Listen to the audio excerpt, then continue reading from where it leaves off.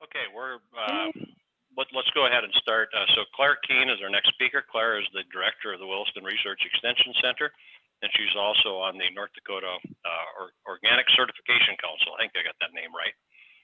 And so she's going to share with us tonight about organic certification and what that takes. So Clair, go ahead. Great. And can you see my slides? Yes. Okay, perfect.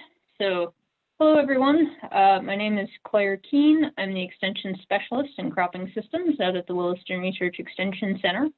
And what I wanted to talk about is the question is organic certification right for you?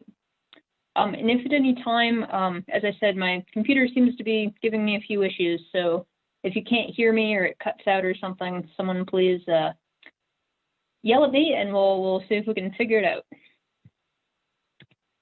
Okay, so first things first, what is organic certification? It is the process required to ensure that production practices comply with the National Organic Program or NOP regulations. So when I reference NOP, that is the federal statute that governs what is and is not allowed in organic production. So that is the law. And then organic certification is granted by organic certification agencies, also called organic certifiers or certifiers. And just for some clarification, organic certification agencies are USDA accredited agencies that implement NOP rules, and they have the power to grant or revoke certification. So that is a little confusing. So it is a federal program, but it's administered by third-party agencies. Some of them are for-profit, some are nonprofit, some are affiliated with states or State Department of Agriculture. Every certifier is a little bit different, but the consistency is that USDA has vetted them and found them to be capable of administering the NOP regulations.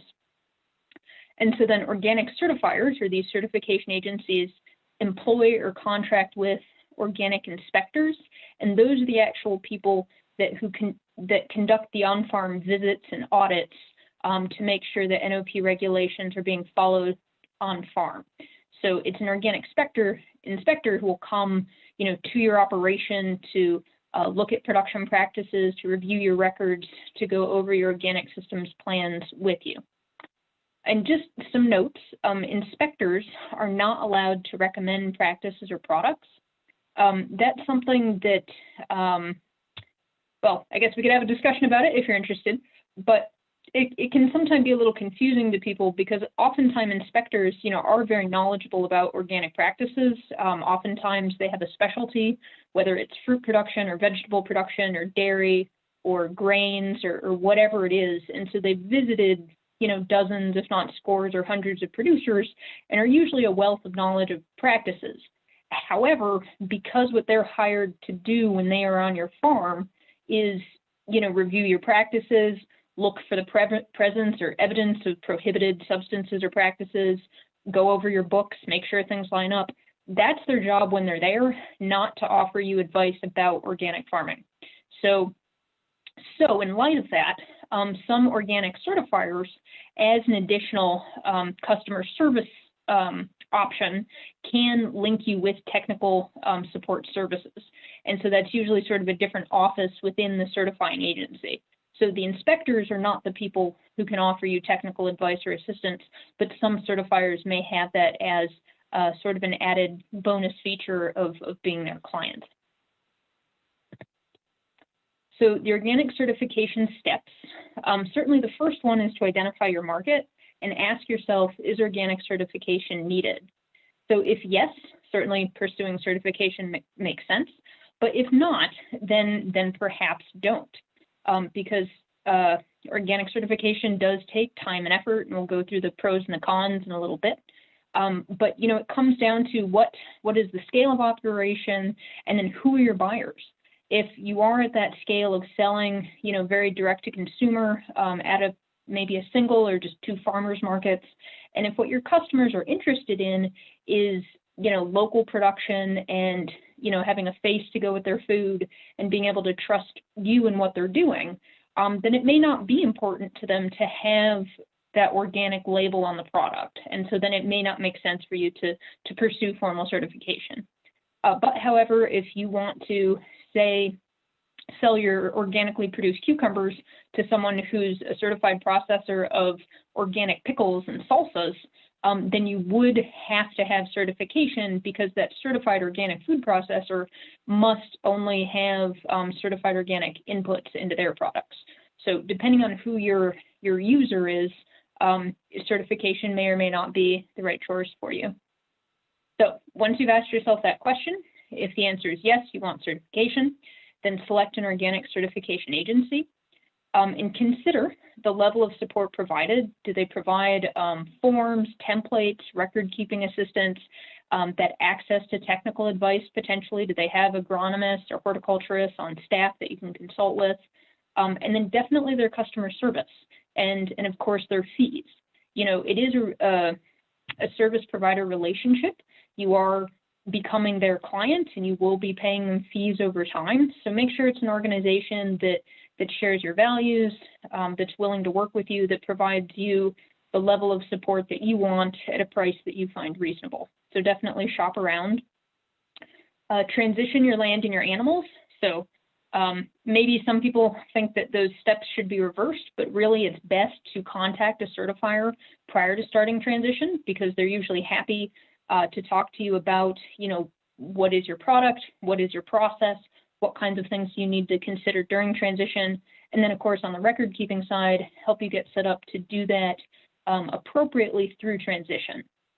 And during that transition, developing your organic systems plan, which is really the template for organic production moving forward, that the inspector in future years will be checking your production against. And then so after transition, apply for certification. You'll undergo inspection and review, and then if that's found to be in compliance with the NOP, then you'll get your organic certification.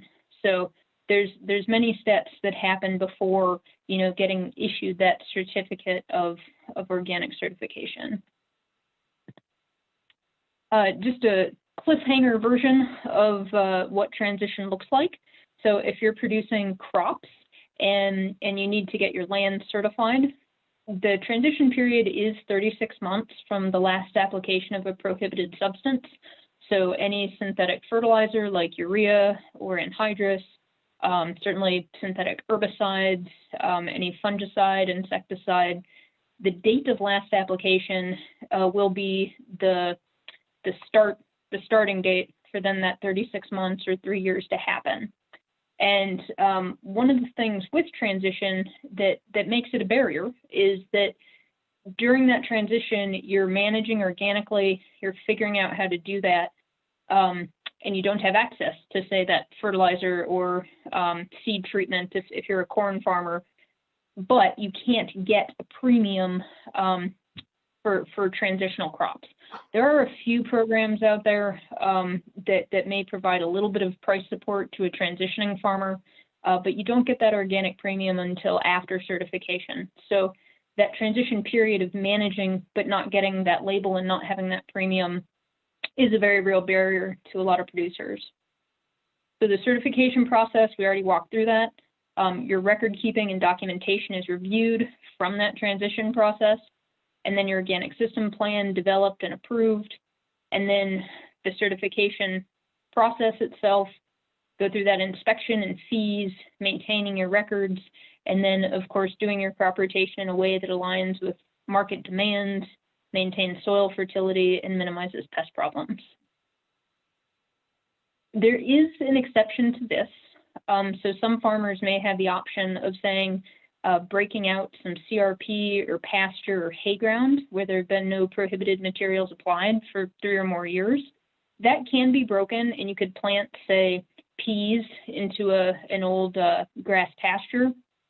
And as long as you, as the manager, and then the landowner, if that's a separate entity, and any previous renters during that 36 months, if everybody who's been in possession of that land for the last 3 years sign an affidavit that say, you know, no prohibited substances were applied, then you could go ahead, say, plow it up, plant peas, and have a certified organic pea crop that first year. For livestock, the transition period depends on the species, so it's species specific. This is part of the rule 205.236, origin of livestock. Poultry must be under continuous organic management beginning no later than the second day of life. So you can buy, hatchlings from a hatchery, and then as long as they're raised in compliance with organic standards from the second day of life, those could be sold as organic meat or egg products. Meat animals need to be under continuous organic management since the last third of gestation. Breeder stock may be brought from a non-organic operation at any time, provided that if the livestock are gestating and the offspring are to be raised as organic, the breeder stock must be brought onto the organic facility no later than the last third of gestation. Dairy products from animals that have been under continuous organic management beginning no later than 1 year prior to milk production. And certainly for the animals that are going to be, grazing are cows, goats, sheep. If you're doing any kind of dairy or meat from them, and the same would apply for pastured poultry as well. All feed, forage, and pasture does need to be certified organic. So say if you have an organic dairy herd, not only are you feeding them organic corn, but it would need to be organic hay, and it would actually also need to be organic straw that they get bedded with, and then there would be the expectation of the cows being grazed or having access to certified organic pasture as well. So certainly that livestock piece is pretty intense. They have to be organically managed, feed, forage, bedding, pasture for the animals that require that. So pros and cons of certification. Pros, the potential market access. Certainly that's why people convert a lot of times. And then as I mentioned, it is required to sell your products to certified organic operations that might use those as an input. The price premium after transition and certification, again, with the emphasis on after because you do have to go through that transition. Improves your record keeping practices. Certainly the record keeping of organic can get pretty intense. And so it does, some farmers feel it makes them a better manager because they're very on top of what they've done and they have good records telling them what works and what doesn't. So they have that as a reference. And then of course the outside verification of your production complying with NOP rules. On the cons, certification costs money. Prohibition on synthetic fertilizers and pesticides. So if those are tools that are very useful in whatever kind of production you do, obviously not having access to them will, force you to find other management strategies to make that work. The increased record keeping requirements, is a burden, can be a burden. And then production may be more management and labor intense, again, depending on the system. Like say if you're doing vegetable crops, certainly mechanical tillage, tractor pulled implements are allowed in organic, but if it's a crop where hand weeding, becomes the way you need to do things because you don't have access to a pre-emergent herbicide, then you certainly have to take that into account. There is a certification exemption. So in the NOP, if your gross organic sales are less than $5,000 per year and all your sales are direct to consumer, then you can technically use the USDA organic label and not have to be certified by an organic certification agency. The intent of the exemption is to accommodate very small and new operations and encourage entry into the organic marketplace. You are expected to follow all NOP rules on a good faith basis, and that does include the record keeping piece so that, for example, if the State Department of Agriculture had a question, from someone who saw you at a farmer's market with the USDA organic label on it, and they said, "Oh, is Clair really certified?" The Department of Ag, if they wanted to, could call me and say, can we go over your records with you?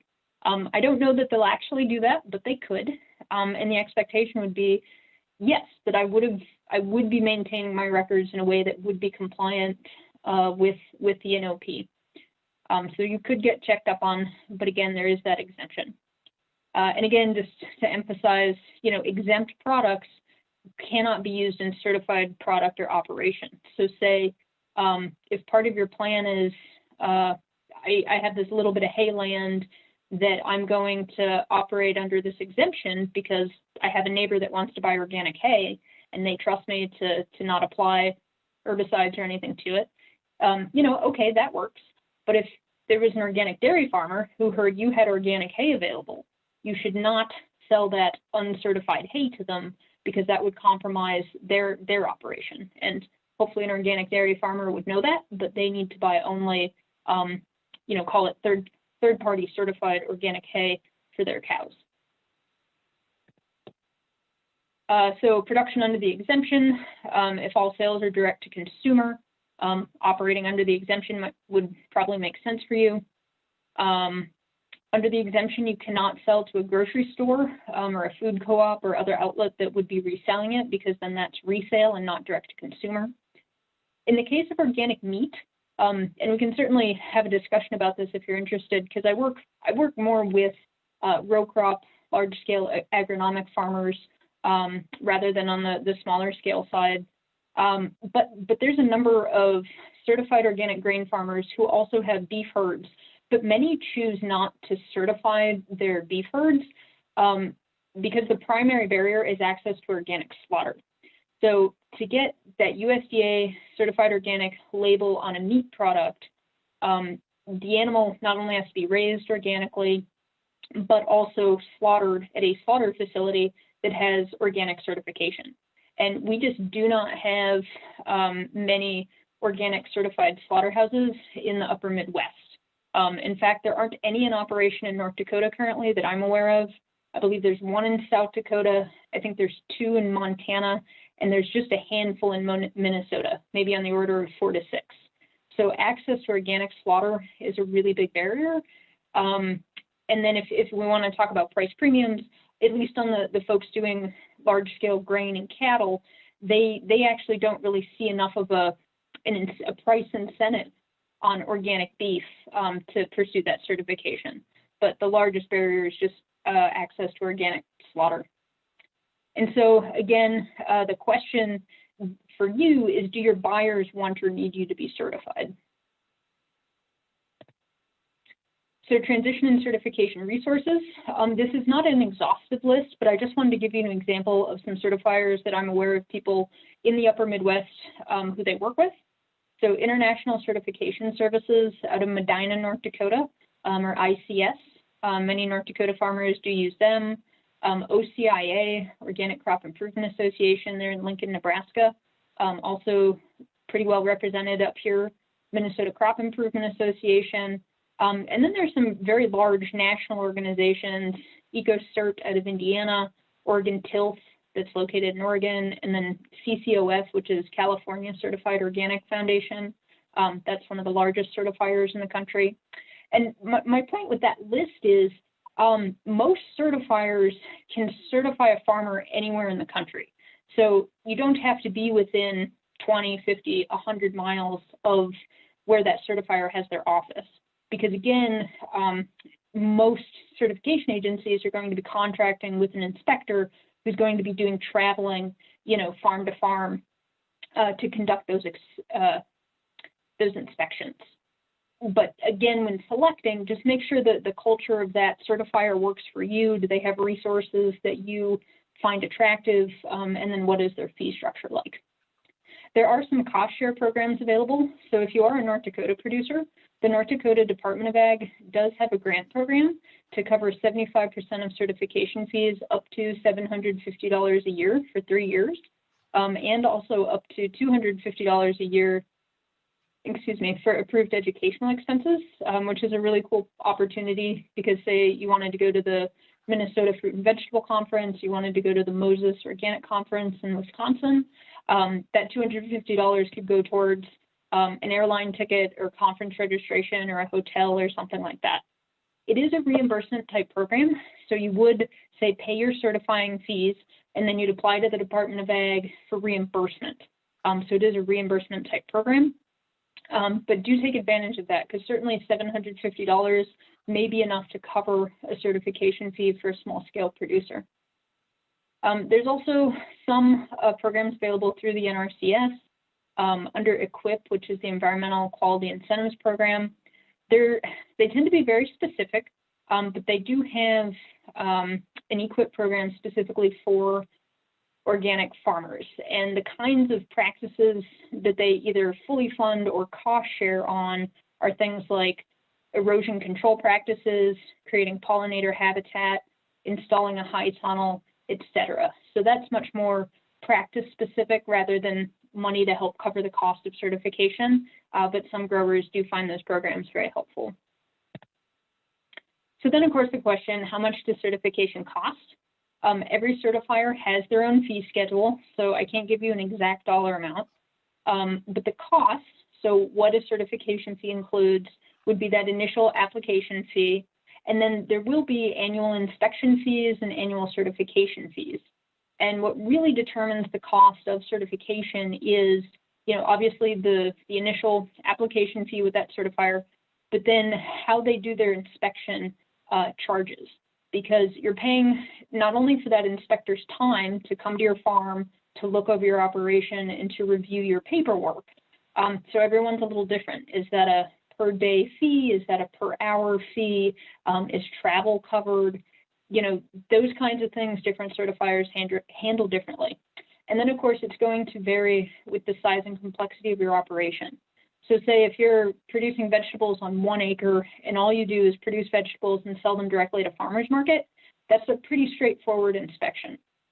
But say if you're an organic dairy farmer and you're growing organic corn, soybean, wheat, and hay on 150 acres, and then you also have an organic dairy herd that you sell organic milk and maybe organic steers, that's just a much more complex operation. That certifier is going to have to verify all your agronomic practices, the purchases of your organic feed and forage and bedding, the sale of the organic milk and meat products. There's just a lot more to the structure of that organization or operation, so there's going to be a higher inspection fee associated with that. And so ballpark, for most small to medium-sized farms, total fees, and again on an annual basis, range from anywhere from $500 to $2,000. And of course, if you were a much larger and complex operation, say integrated crop livestock, or if you do food processing and have multiple outlets that you sell to, and just again, more record keeping associated with that, it could potentially be higher. So on that record keeping side, how one keeps their records is actually not specified at all in the National Organic Program rules. But what it does say is records of all production practices, inputs, storage, and sales must be kept and maintained or retained for 5 years. So for example, a vegetable farmer, you would need to know all of your seed purchases, where they came from, save those receipts, and then the field operations, what day did you till, what day did you plant, what day did you weed? If you applied copper sulfate, what day did you do that? When did you do it? You'd have to have the receipts for that input. And then the sales, when did you harvest, how many pounds were harvested, and then where did they get sold? So again, it's just a lot of record keeping. It's perfectly acceptable to use, handwritten notes. Many farmers do continue to use notebooks, Excel spreadsheets. There's a lot of really great free resources available through groups like NCAT. Some of the certifiers have templates available online. The photo you see on the screen is a screenshot from ATRA NCAT. That's a nice PDF with example record-keeping forms that you can download and use. And then, of course, nowadays, there are many apps and software programs that have been designed for farm management. And, of course, some of them tailored specifically to organic operations and even, more specifically things like an organic vegetable grower. And so many of those, I don't have personal experience with them, but you can certainly watch their promo videos and things, and they have lots of drop-down tables, and it's already organized. And so the idea is you can be out in the field and on the fly on your smartphone. I'm in field 1 and I planted tomatoes and I'm going to hand hoe it or whatever. And, if you just keep track of it during the season, then the big benefit of that software is, okay, end of the year time, hit process and you get your nice full farm management record downloaded to a PDF and you can send that to your certifier rather than going back through all your notebooks and pieces of paper and putting stuff together. Of course, most of those then do have a subscription fee. Again, shop around, some are quite reasonable. Others, may have a sliding scale based on the size of your operation. All kinds of subscription fees out there. So finding one that works for you, that you like, but then also fits your budget is important. On the technical assistance side, so there certainly are resources available. Moses is a really good one. That's the Midwest Organic and Sustainable Education Service. They're based out of Wisconsin. And they do have an organic helpline, which is that 1-800 number, 1-888 number there. And then you can also submit online questions. And they have a group of about 10 organic farmers, a lot of expertise in vegetable and fruit production. I think some with a beekeeping background, certainly organic dairy, where you can ask your production questions, and one of their specialists will get back to you usually within about a week. NCAT-ATRA has a similar service. You can call their hotline or submit questions online.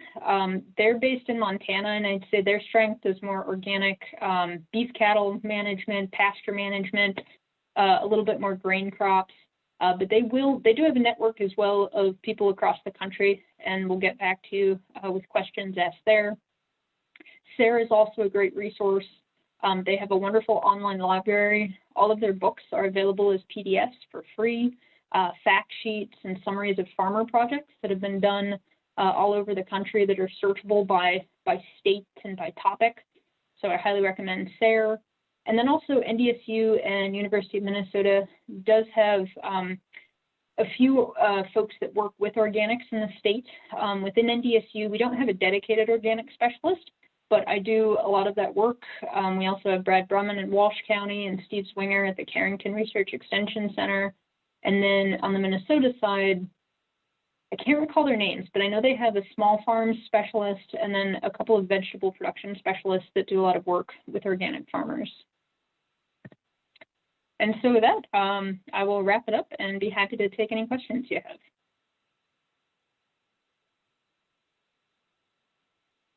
Claire, thank you for the presentation. A very good presentation. I would definitely like to have a copy of this. The first question would be organic water. You talked about organic water. Could you touch upon on that? And the second question would be something towards the apps. You said you do not have much information on apps as much, but I was looking towards record keeping and traceability on apps. That's something that I'm actually looking forward to, probably using QR codes as traceabilities and use those traceability as a record keeping for the produce that we might have. So these are the two things that I had. Probably you can just touch up on the first one. Sure, and could you say it again? Did you say organic water?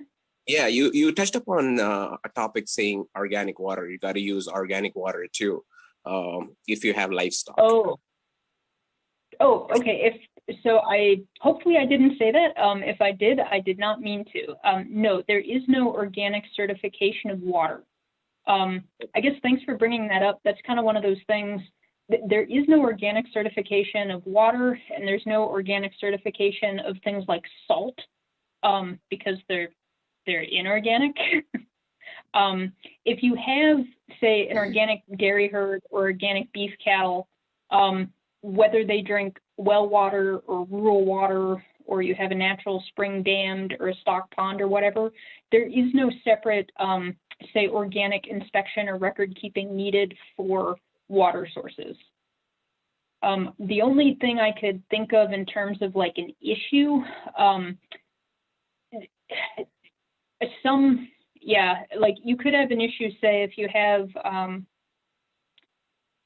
if you're in an area where what do they call it, like chemigation or fertigation is practiced. So I'm thinking like the Central Valley of California, where it's pretty typical on a conventional lettuce farm, say, to add in fertilizer, to add in a pesticide to irrigation water to fertilize or do pest control on a large scale in crops. And then depending on if that water were to somehow, say, it goes into an irrigation ditch that then flows downstream to an organic dairy, Yeah, that's probably a situation where a farmer would need to be aware of that, and then an organic inspector might want documentation of that water source, and to make sure that those livestock are not, say, just drinking out of that ditch. But to the question of organic water, no, there is no such thing as certification of organic water, and you do not have to do separate record keeping on the water sources of livestock. Yeah, thank you, Claire. The record keeping was not connected to water. I was just thinking of record keeping for the production of vegetables as such, traceability itself as a proof of record keeping. Like scan the QR codes, just start a QR code on the first plant that you might have starting from a seedling till the time we harvest and post-produce too. So use that traceability itself as a proof of record keeping when you have to show it up. So I was thinking of any apps that you might be aware of, but I remember you saying you do not have that knowledge of apps, or you do not work with those kind of apps very much. Right. Yeah, I haven't done much looking into them. I guess two things before I forget. One, there is a nice resource. I think it's from the Young Farmers Coalition, where they did like a nice table of comparison. Wow, a nice table comparing some different farm software programs to kind of help new and beginning farmers navigate, which app or which software product might be best for their operation. And so I know I've seen it. I think it's Young Farmer Coalition, but I can share my slides with Stephanie and she can send them out. And if I find that, I'll include a link to that too. And then as for your idea about QR codes, I mean, that sounds awesome. I mean, as far as I know, farmers, like if you have an innovative way to make record keeping easier on your operation, whether that's QR codes or barcodes, I could even imagine maybe GPS linked sensors at some point. I think all of that's on the table, again, because the NOP doesn't say how a farmer has to do the record keeping. It's just that they have to do it. And if you have a QR code that's like you said, like, okay, it's variety X tomato, I planted it in the greenhouse on this day, and I just scan the QR code when I transplant it into the field, and then we scan that QR code again when we go to harvest it, and then you scan it when you take it to the farmer's market to sell it. Yeah, I mean, that sounds awesome. Yeah, thank you, Claire. Mm-hmm. Hi, Claire. I have a couple of questions for you regarding like first year certification. I'm in a situation that your one slide totally related to as far as being a pasture or alfalfa field that a neighbor has rented and hasn't used any sprays for 30 years. So there'd be no problem signing the affidavit. My question would be, in addition to that, would there be other, if you hadn't done production yet, what other records would you need to be able to show to a certifier at that point to be able to go to your first year and show the certification label? Sure. So I think it'll probably depend a little bit on the certifier. So asking that certifier, I have a pasture from someone who's, not applied any prohibited substances the last 3 years. What do you need to see from me? I think it was a conversation I had with ICS a few years ago. They have an in-house template for that they'll just send you. And I think it is pretty just an affidavit. You identify, where physically is that ground, and then who's been in possession of it, and then just the appropriate people signing off that nothing's been applied. And that's all you need to do. But as far as like production records or materials you plan on using, would that just be like showing receipts or that kind of thing? Or, I mean, since you wouldn't really have any record keeping of the actual production itself yet, I don't know if you had any, right. Yeah, because you're not coming to the, sorry, go ahead. Yeah, because you wouldn't really have any records of production from previous years to say, this is what we've been doing, this is how we do our things, and this is what we use or whatever. Right. Yeah, you're not coming to the table with the 3 years of your transition. It's just, we have this land and we'd say, nothing's been applied.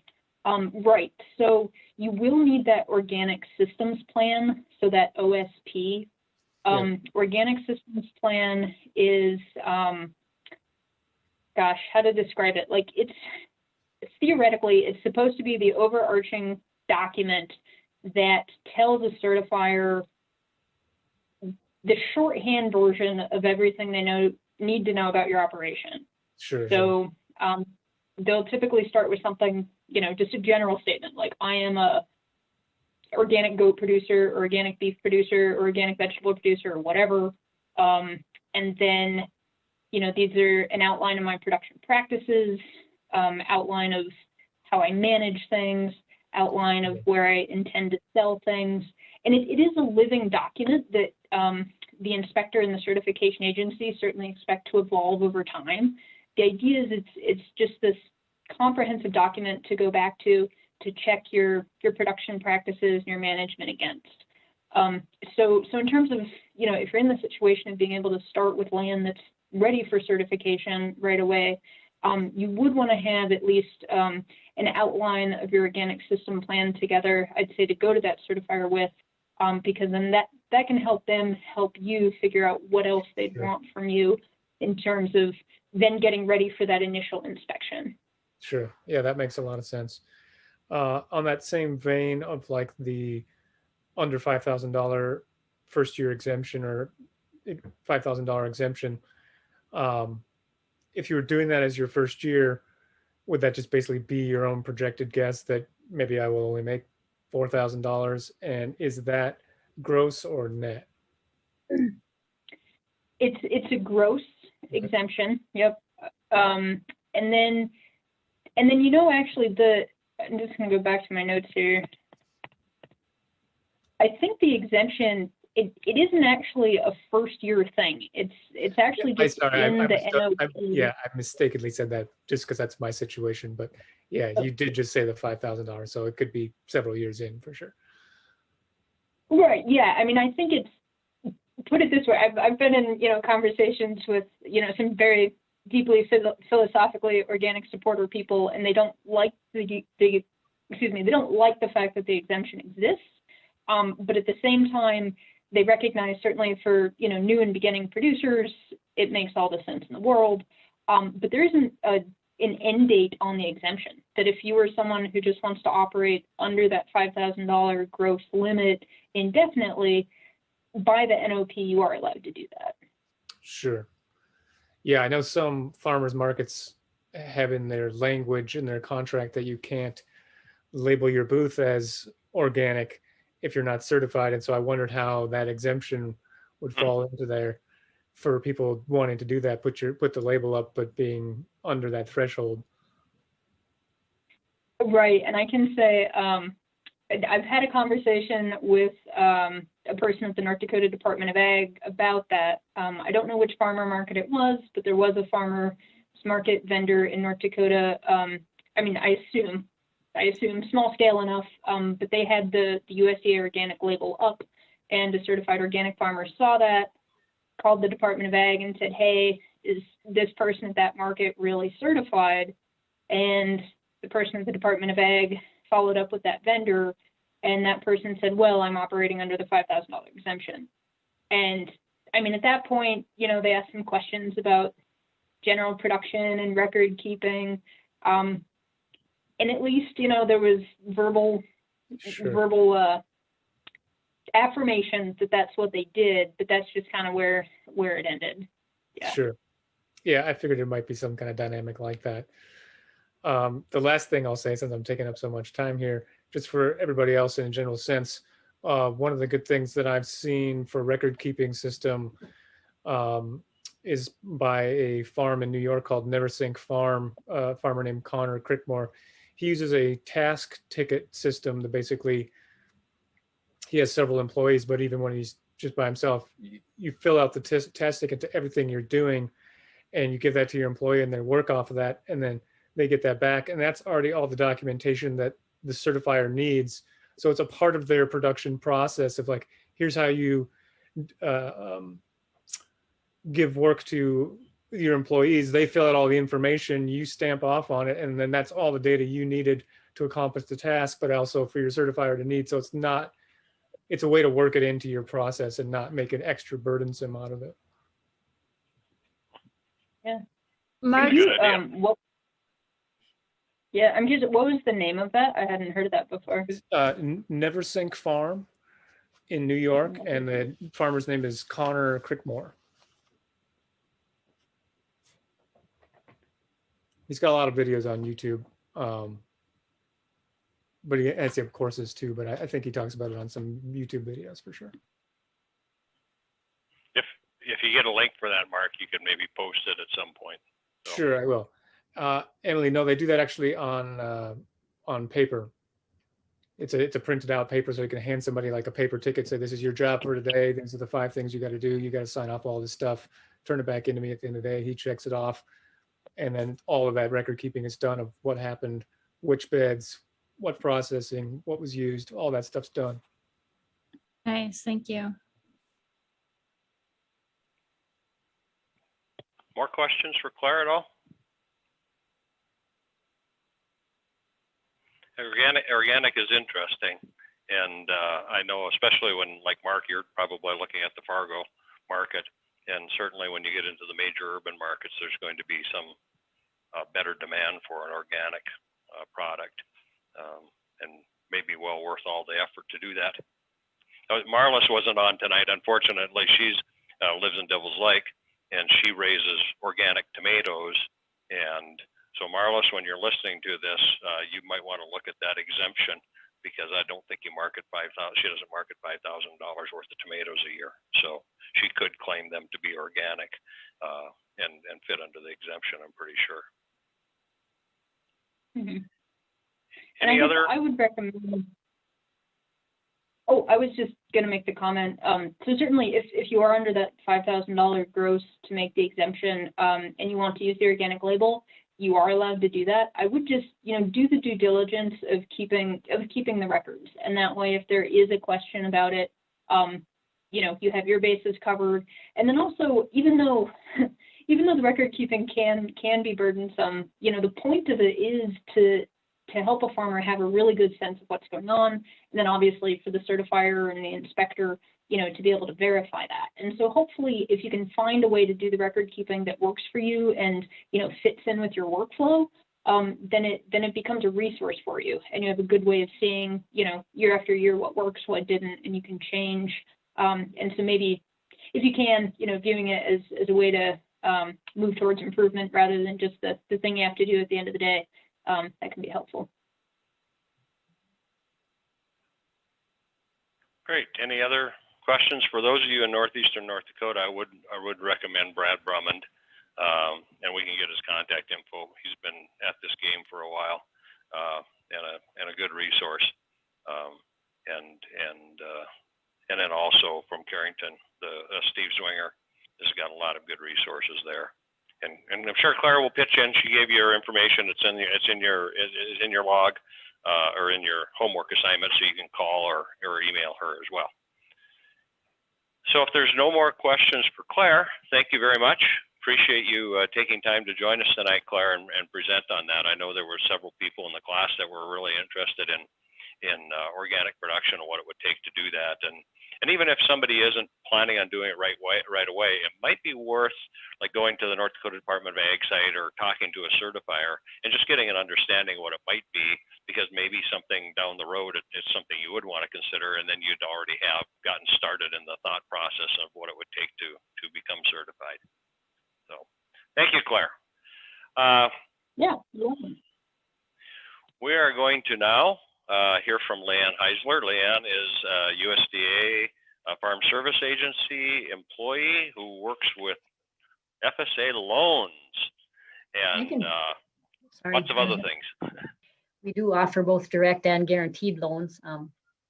The direct ones are funded and serviced by FSA, whereas the guaranteed ones are funded and serviced by local lenders, whether it be a bank, credit union, Bank of North Dakota, NDRRC, Ag Country, Farm Credit Service Agencies, those type of things. There are loan maximums or loan limits for both types. There is a limited number of years of assistance for the direct loans, but there is no limit for the number of years that you can participate in a guaranteed loan. We also have targeted funding. Each year, the Congress sets aside particular pools of money, I guess, for underserved farmers and ranchers, and then also beginning farmers and ranchers. And those beginning farmers and ranchers would be those that are in their first 10 years of operation. And then after it gets so far into the fiscal year, then if those funds haven't been used by those underserved farmers or the beginning farmers, then oh, now I can see it. I'm trying again here now on this one. Did you get it now? I did get it now, but yep, I have a different one up here, but I'll try it now.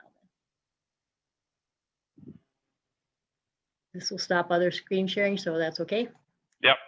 I had just put mine up there, so go ahead and stop my other one.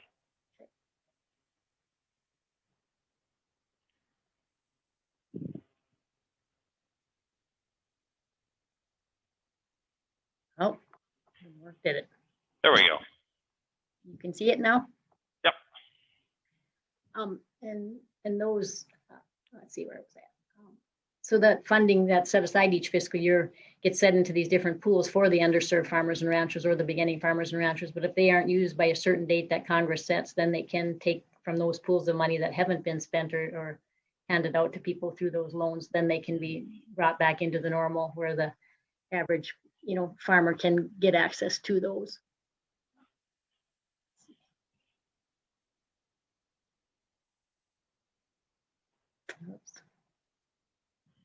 So we do have farm ownership loans, operating loans, emergency loans. FSA does provide supervised credit. There are no loan origination fees for these loans on the direct side, and there's no down payments that are required. Real estate appraisals are paid for by FSA, and we do have fixed interest rates. Those two are established where the Congress sets them, and we get them each around the first of the month of every month. You're going to get the lowest rate in effect on the date of approval or closing, or whichever is less. So on this one, I did not update. This is about a year old. So right now, the regular farm ownership for 100% FO rate for the April of 2021 would be 2.875. That one normally has a term loan of 40 years. That we also have a beginning farmer down payment. That's where you provide 5% down, you get 45% from FSA and then get the other 50% from another lender. Ours on that one, our rate would be 1.5% and our term would drop down to 20 years. And then we also have joint financing. It's a 50-50 type loan. Our interest rate would be at 2.5 for 40 years. And then the other lender would charge whatever rate they would be charging. And then their term would have to be at least 30 years. And then we also have operating loans. And right now, April of 2021, our operating rate is 1.5%. And that you could either get a 7-year loan to purchase machinery and equipment, livestock, that type of thing, or annual operating, which then is expected to be paid back within 1 year. Direct farm ownership loan purposes, it's to purchase land, make capital improvements to that, like buildings often, expanding that operation. Our maximum on the direct farm ownership loans are $600,000. And again, that regular 100% FO is for 40 years. We also have the micro loan purchase. And I guess this is what Ms. Bloomhagen had indicated that you guys were maybe more interested in. That farm ownership loan for the micro loan also could be used for the purchase of land, making capital improvements or expanding the operation. This is a simplified loan application, so there isn't as much to it. It's pretty much one form that you fill out, and we may ask for supporting documents, for that, depending on the situation. But the maximum amount of that loan then is $50,000, and the repayment drops to 25 years on that one. So this, I guess, talks about those same loans that I just discussed. We also have operating loans, and those are, again, so you can purchase machinery and equipment, livestock, and that's kind of more on the term side of the things where the 7-year term comes in. Otherwise, we do have the annual operating, again, basically just to put in and maintain and take off your crops. Our maximum on that is the $400,000 on the direct, and that, again, would encompass if you've got an annual operating and a term operating, you can't exceed that $400,000. And so again, the annual operating would be expected to be paid back in that 1 year, and the repayment term on the buying of, say, machinery and equipment or livestock would be for 7 years. The microloan can be used for those same purposes. It's going to be a simplified loan application, and the maximum amount would be 50,000. And again, you could either have an annual or a term loan of the 1 or 7 years.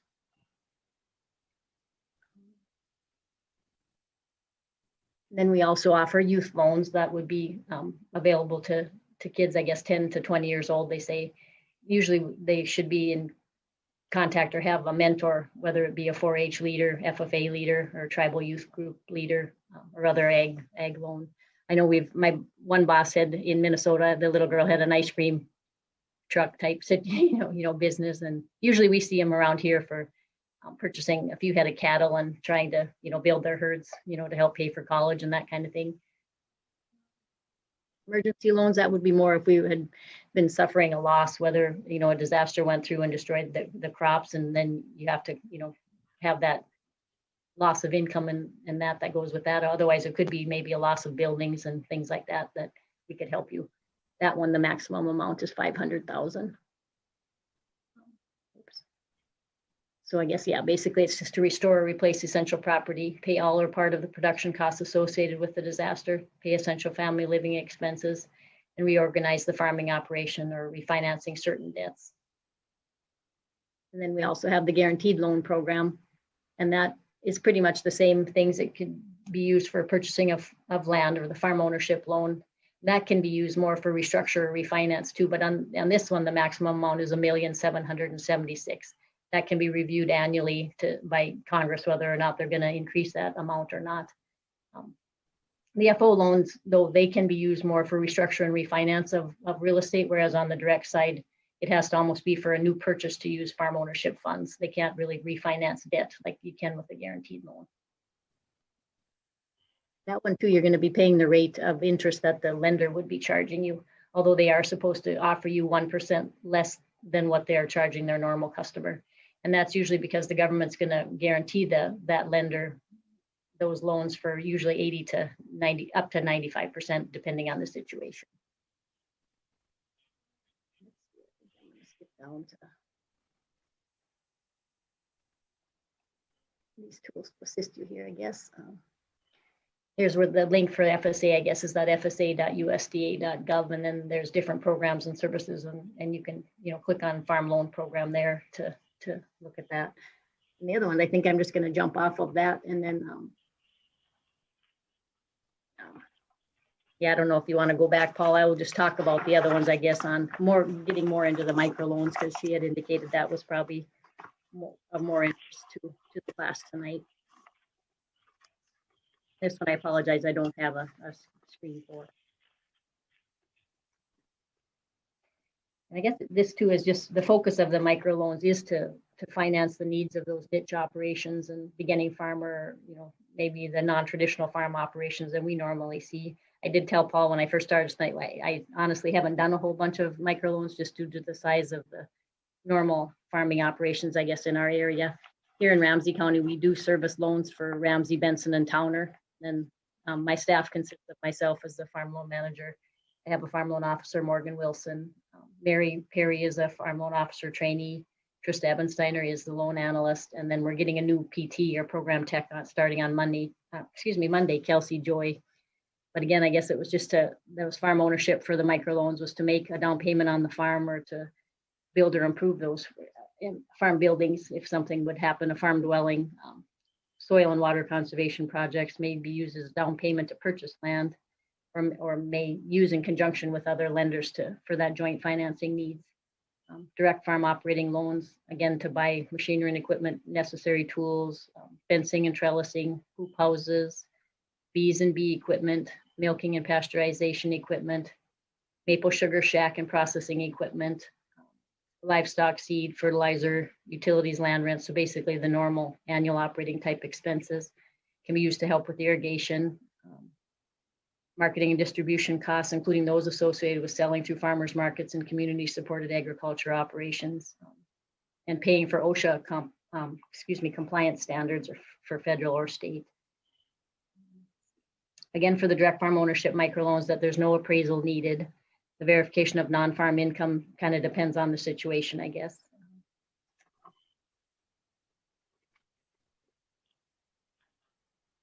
And again, the rate for annual operating would be 1.5% now for April of 2021, or 2.875 for farm ownership loans. Let's see, what one I covered. I guess as far as the basic general eligibility, farm experience, it says, well, the program welcomes beginning farmers. They at least should have some experience managing a farm. An apprenticeship, for instance, or the specific years of farming experience vary with each type. So we would kind of look at that on a one-to-one basis, as you're applying and what your situation is. You can't have any controlled substance related violations. You're supposed to have an acceptable credit history. And normally the government can't compete against commercial lenders for, giving out loans in the area. So basically you're supposed to kind of prove to us that you have an inability to get and find that credit elsewhere.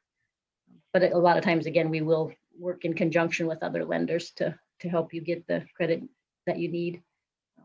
No federal debt forgiveness or delinquency. It just says you must not have had previous debt forgiven by the FSA, but that doesn't mean, again, we couldn't maybe take a look at it, on a case-by-case basis to see if we can do something to help you. And have to be a citizen or a non-citizen national or a legal resident alien of the United States to qualify. And then not having any crop insurance violations of any kind. And that, I guess, shows up more on our program side. We do have kind of two sides to FSA. It's the loan side and the program side. I, again, work on the loan side. And then, Paul, I don't know if you wanted to put up that application or if I think they were all sent that, but. I'll share my screen here. It's in the,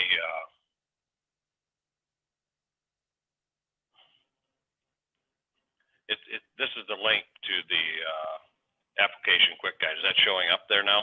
Yeah. Yeah. So it goes through the. Yeah, and on there, I guess, is kind of the steps where we can send you an application, or you can print it offline, and then we can go over that application with you, either on the phone or if you want to make an appointment and come in. I know due to COVID, we've kind of been having our doors locked, and they are still locked, but you can sure call and make an appointment, and we can sure let you in. And that, I guess, is it's kind of the actual application. I think Ms. Bloomhagen would have sent to you would be what the microloan application does look like. And so, it looks pretty nice. This is a nice simple program for helping getting started. Yeah, it is. It really is. Yep. And it's pretty much one form, that you fill out, and then I guess they just, where you fill in, and if you had any questions on any of the forms themselves, we can sure help you through it, either, like I said, on the phone or not. But I guess basically you're going to describe your projected farm operation of what you're proposing to do, what your income sources are going to be, or what you're proposing them to be, types of crops. You would kind of project what you think you would get for yields. And then an expected price of what you're thinking. A lot of times in these more unusual situations, we probably have to go to our state office and have them help us arrive at what the prices are, or possibly even a yield if there's some different ones that we normally don't see around here. So then whether it's crop, livestock, that kind of thing. Expenses, I guess it's for you guys to project or do your best at projecting what the expenses would be for the operation that you're proposing to have. Again, whether it's seed, chemical, fertilizer, if you don't do, if you do any of that kind of thing, are you going to have to custom hire anything? Insurance costs, what they would be? Are you going to have any hauling, trucking costs? Feed, vet, medicine, breeding, real estate taxes, machinery and equipment leases, cash renting, repairs, supplies. You have to pay any real estate taxes, utilities, others, I guess. So basically, we're just trying to arrive at the amount in the end, and as far as income and expenses, so that we do have a feasible plan. Wages, social, do you earn any Social Security income? Do you have to pay or earn any child support? Owner withdrawal then would be your family living expenses, or if you have those other type of things, like say a vehicle or a personal vehicle, that kind of thing, medical bills, student loans. I guess we kind of go through that whole, again, just to arrive at feasibility, to make sure that we think you can handle the loan that you're asking for and being able to make the payment. And then as far as assets, I guess you just go through and tell us whether you have cash, checking, savings. Do you have any machinery and equipment that you own? Do you have real estate that you own? Do you have any prepaids on hand that can be considered to roll into to help you with what you are already going to project for expenses for that year? Do you own any, again, machinery and equipment, vehicles, livestock, any real estate? So And then we would also look, of course, on the liability side of each of those things too, current, intermediate, and long-term liabilities in conjunction with the assets that you're telling us that you have. And then that asset, I guess, excuse me.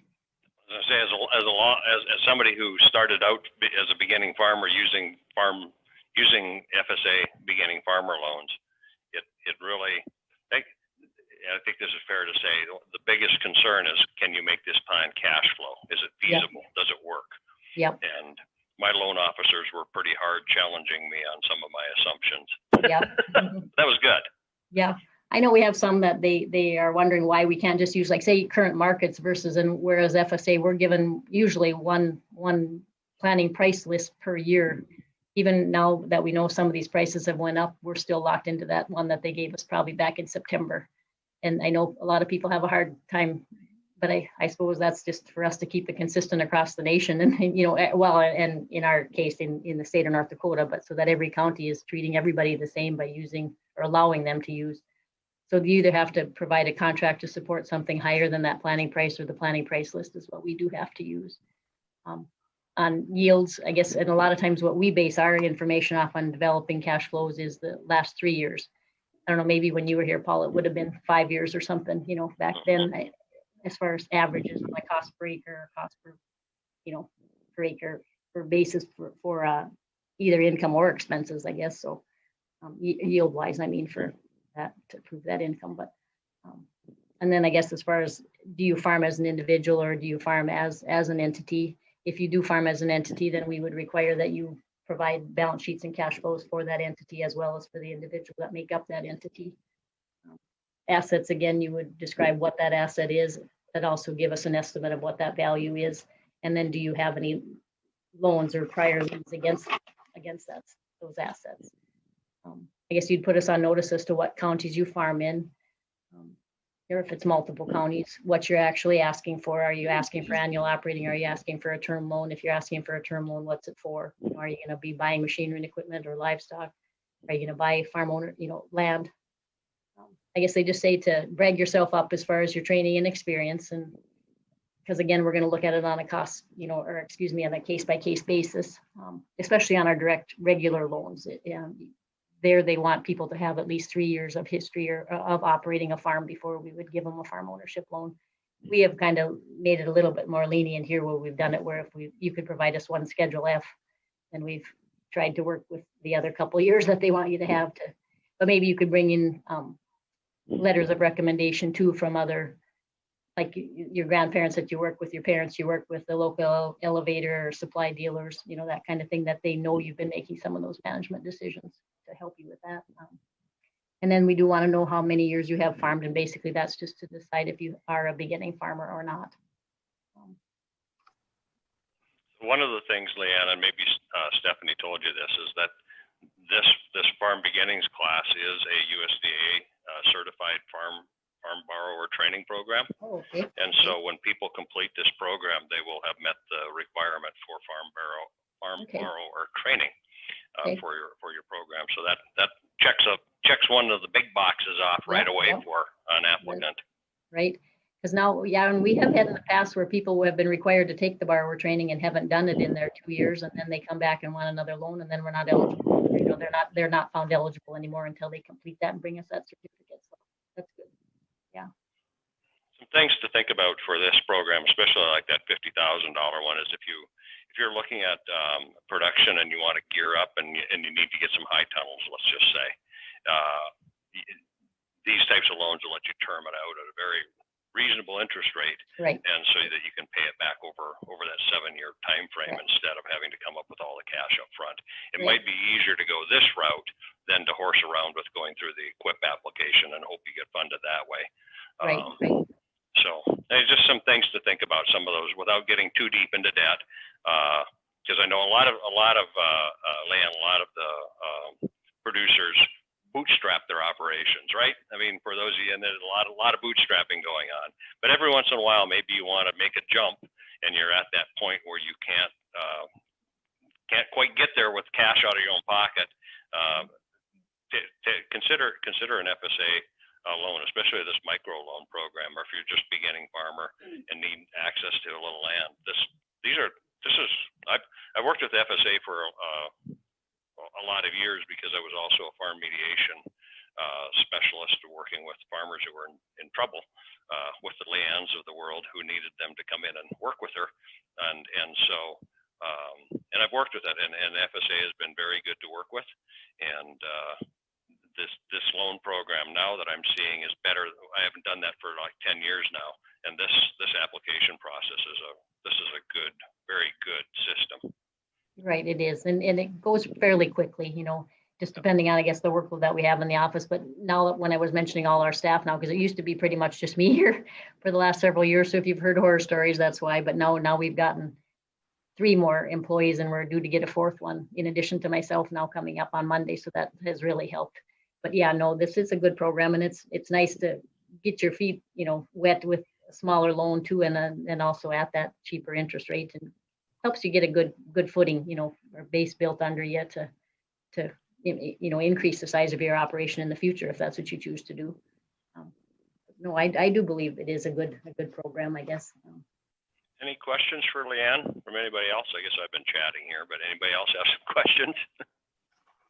Yeah, Leeann, I've got a question. I heard recently from some farmers that I met with, they were offering me the opportunity to work for them to gain farm management experience. And they said that if you paired that with working with a a business mentor through SCORE, which is with SBA, that 3-year requirement of records could be waived. Are you familiar with that and how it works? I don't know about that one in particular, but we can have, you know, with a mentor or, you know, other people, there are different, they have made it a little bit more lenient now than it used to be, where we can take a look at it on a case-by-case basis. So I guess I would encourage you to contact your local office to go over that actual procedure in the book, because, you know, some of it, whether you've had the managerial experience in some other job or even in the military, or, you know, there's quite a few different things I think that can try to get it so that you are eligible, I guess is what I'm trying to say. Okay, thanks. But yeah. I know they talk, you know, often about working with other people or having the people in the community, you know, attest to your knowledge and experience, I guess, to help try to get by that. And it's more for the farm ownership loan, that 3-year versus the operating, like if just applying for operating or for the machinery and equipment, livestock, that kind of thing, for the hoop houses, things you were talking about, that wouldn't be as crucial for that 3-year history as we were talking. That's more for the farm ownership side of things, to buy land. So usually you can just get it right off, you know, the first, and with no down payment and that kind of thing. Again, we pretty much go off of 3 years of history if you have it. If you don't have it, we'll probably look at NDSU or Adult Farm Management from their program, their borrower training program, to help develop some of the history that were the histories or figures that we would use for the history, I guess, if you don't have experience on your own. Mark, did you have a question? Were you gonna? I was just gonna say, ask Leeann, like, is there a situation where like you're almost too qualified and the borrowing won't happen? Like, I know I've talked with some FSA agents, and like needing a rejection letter from a commercial bank in order to qualify for the way less expensive loan. It's like I was in a position where the bank probably would have given me the loan based on my credit standings and my ability to repay, but their loan rate was in the 6 to 7 range versus the 1.5 range. And I feel like the bank was willing to give me a letter to say, we can reject you so that FSA will approve you, kind of thing. But it seemed like there was a hurdle that was happening there, and it didn't really work out for me. So I was kind of curious, is there a way of being, too qualified to fit into the requirements for it? Sometimes I think they think that, maybe being too strong financially too. And so that, like you said, yeah, your local lender probably would take you, but a lot of times it seems like they are willing to write you a letter if need be. But we used to have to, and maybe Paul can attest to that too, we used to have to have you actually bring in letters to say that you went to other local lenders and that they are denying you that credit. But now we actually have and are using ag underwriter standards where we pull the lenders in the area or different counties. We have them written up for different counties all around us, 5, 6 counties. And then we pull the lenders that deal in those counties and then get their requirements of what they are expecting. And a lot of times it's a down payment issue that maybe people can't afford the down payment that the bank would expect to have, where they'll only give 65% of the request. And it hasn't seemed to be a real problem, I guess, for us. So in this area, I don't know where you're even at. Yeah, but it seems like it works out. Near Fargo area. So. Oh, okay. So I would think it would be something similar, where we use that ag underwriter standards, or you can get a letter from them denying it if we feel once in a while we'll ask for a letter, especially because we think maybe they are too strong, but the lenders seem to give it. So from our experience anyway. You gotta make sure you pull into the bank with the oldest jalopy you can There you find, go. Mark. Yeah. Well, that actually kind of leads to one of my questions. Do you have to show that you need the money? Because it's like, say you're taking out a microloan and you have an ability to pay that. Does your cash flow statement need to be like, hey, if I don't get this loan, this won't work? Or does having that on your cash flow statement say your plan is not feasible to pay this loan back? Like I'm kind of on the fence on which way it needs to read, Again, maybe we on occasion our state office will probably say, hey, does this guy really need this loan, or is it just to get the cheap interest? But we can usually explain it away. Well, maybe he's going to use that working capital to go, do something else or to improve something else on the other side of things versus, what we're dealing with. And it is kind of just a case by case basis that we would look at stuff, I guess. So one of the things here, Mark, that I think, and that's why, all of you are starting new enterprises. So you're at a high risk category. Yep. Even though you've got some experience or whatever, you're still in a high risk category. And so that alone, to me, is a qualification for why getting some funding through FSA is more reasonable than going to commercial lender.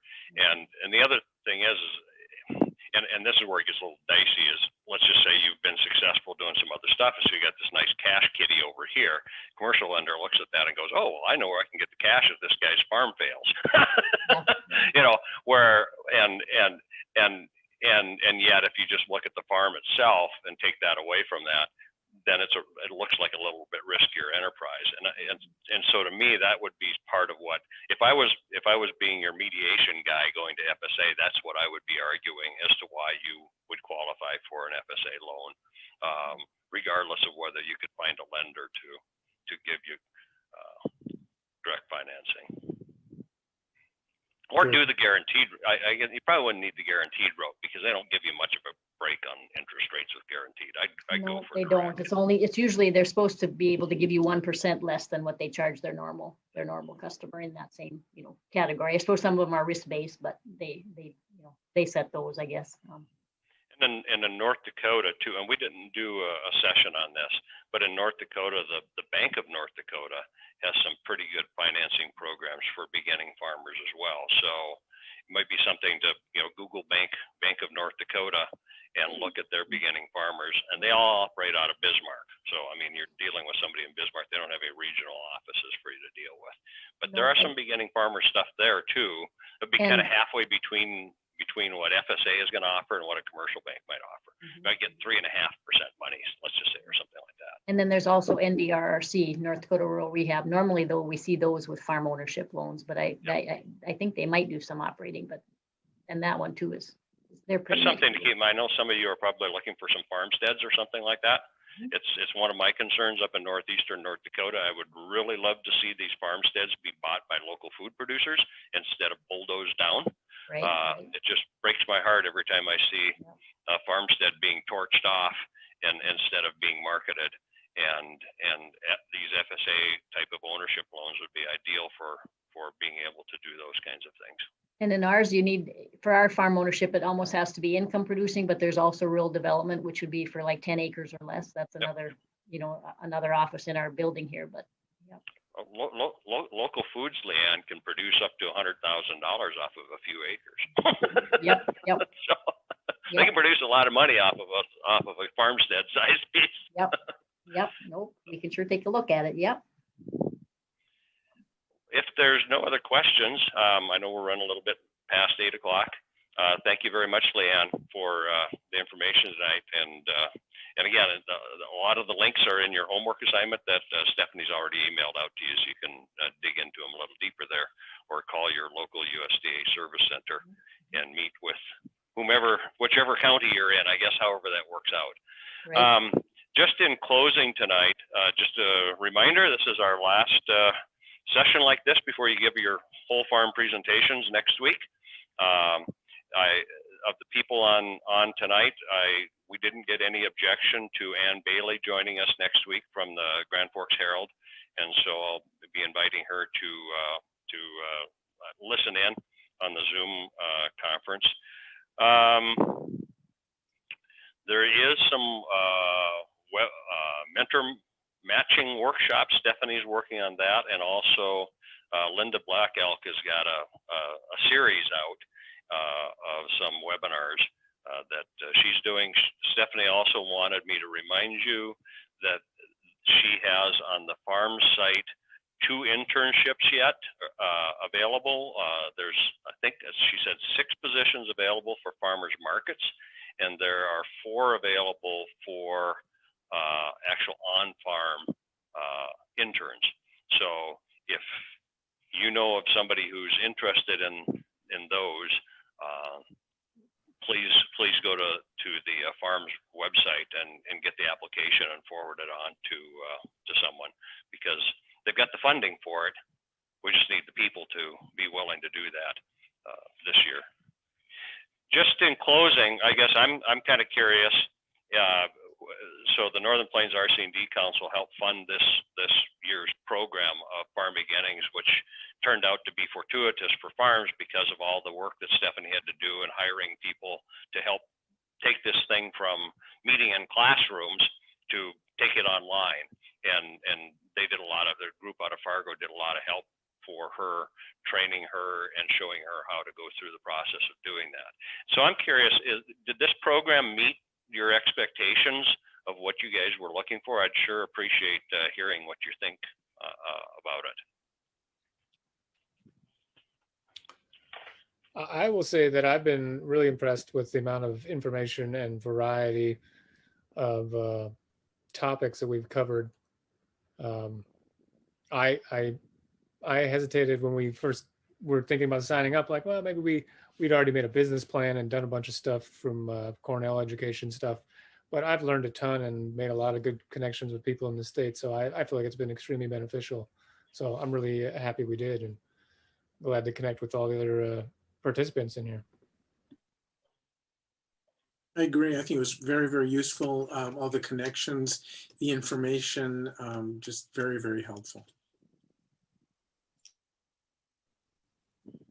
Yeah, I would say that a huge benefit is the scheduling and just being able to fit this in and not have like a lot of travel time associated with it. I really appreciate the fact that I'm able to connect with people sort of, you know, in a different state. And so it's really cool because it sort of sheds light on the similarities and differences between supports for sustainable agriculture, and just sort of helps me relate to my job even as a planner, which is really cool.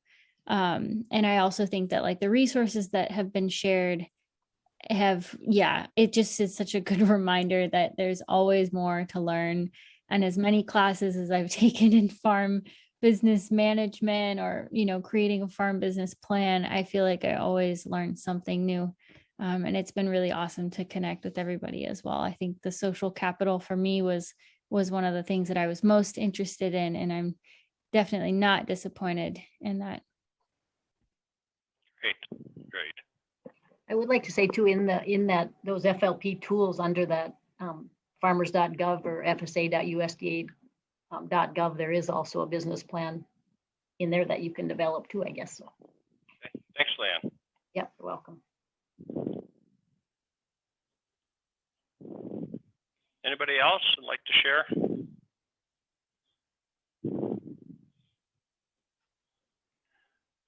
Okay, well, thank you, everybody. I look forward to hearing your plans next week.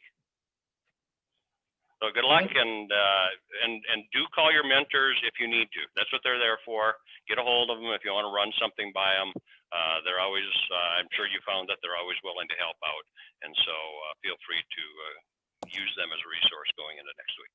And we will see you next Thursday. Thank you, guys. Thank you.